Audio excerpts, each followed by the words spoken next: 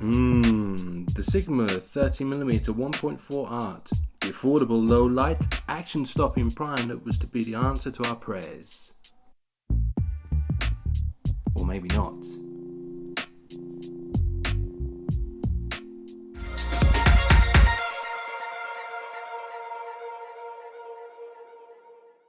Hi, Ant here from Photos. The new line of Sigma lenses that started to appear in 2012 was intended as a new chapter for Sigma. Its new worldwide vision designating lenses as art, contemporary, or sport, even though they effectively do the same thing, was supposed to offer customers unparalleled design and quality. Let's face it, these monikers could have been applied to any lens that was replacing the aged and dogged EX range. The lens of this 30mm prime replaced the 30mm 1.4 EX HSM was an absolute howler. But wait, the robust and sexy new aesthetics of this lens seems to be Sigma's attempt at polishing a turd, surely. Certainly, many owners of this lens seem to have a fairly negative view of it. Just taking a quick look at Amazon throws up negative comments about the lens's autofocus, with a particularly common theme being the lens's tendency to front focus. But could it really be that bad?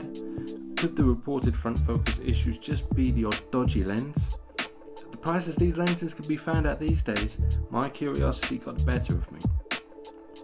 Firstly, as expected, the build quality of this lens is amazing.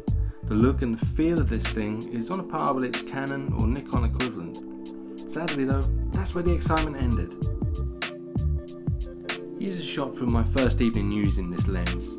As you can see, I'm shooting at ISO 1600, but even on the 7D I was using, this generally isn't a problem. But just look, this image is so soft. The focus point was set over Sir Bob's face, but the lens has completely missed it. Some front focus can be seen in the centre of the frame, as it appears slightly sharper. I had planned taking this lens out and about for some real world shooting, but the initial shots I took around the house were so concerning that I ended my review of this lens without even walking out the front door.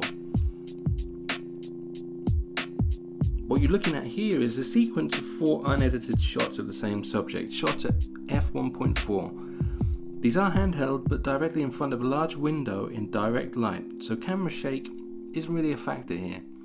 And look, we have almost sharp, fairly acceptable at f1.4 to completely blurred. Difficult from this perspective to make any assumptions about front or back focusing, but it is clear that there's definitely some kind of problem here. This next sequence, however, shows both front and back focusing occurring without any in-camera adjustments. The focus point is set to the centre of the frame.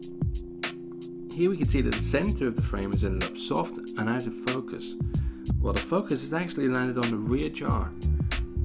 20 seconds pass while I check the first shot out on the LCD, and then I attempt the same shot again, but this time the focus lands towards the bottom of the frame. There's also a fairly heavy amount of chromatic aberration evident in these shots.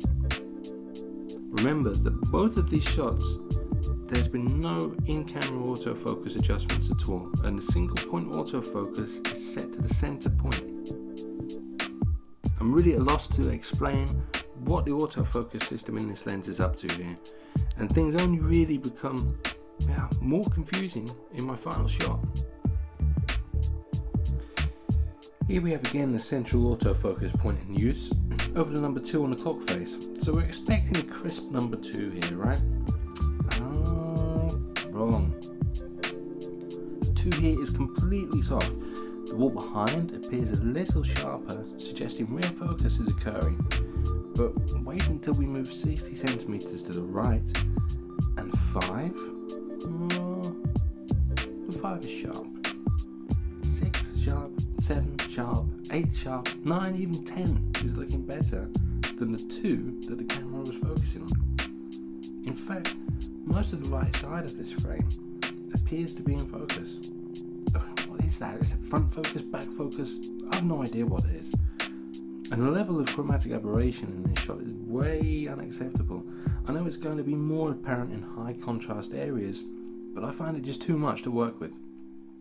The corners, where they're not being washed out by light, actually appear in fairly good condition.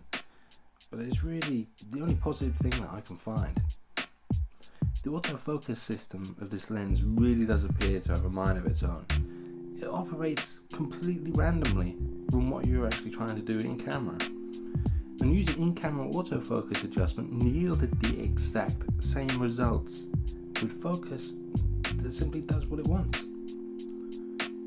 So in summary, we have a lens here which is essentially a €500 paperweight, and although slightly more expensive, the 35mm version of this lens has a lot more happy users. I'm struggling, however, with the amount of negative reviews I've found on this lens and my own experience that Sigma don't recall it. I honestly find this a serious enough problem, and I'm confused by the fact that they could even sell such a poor product.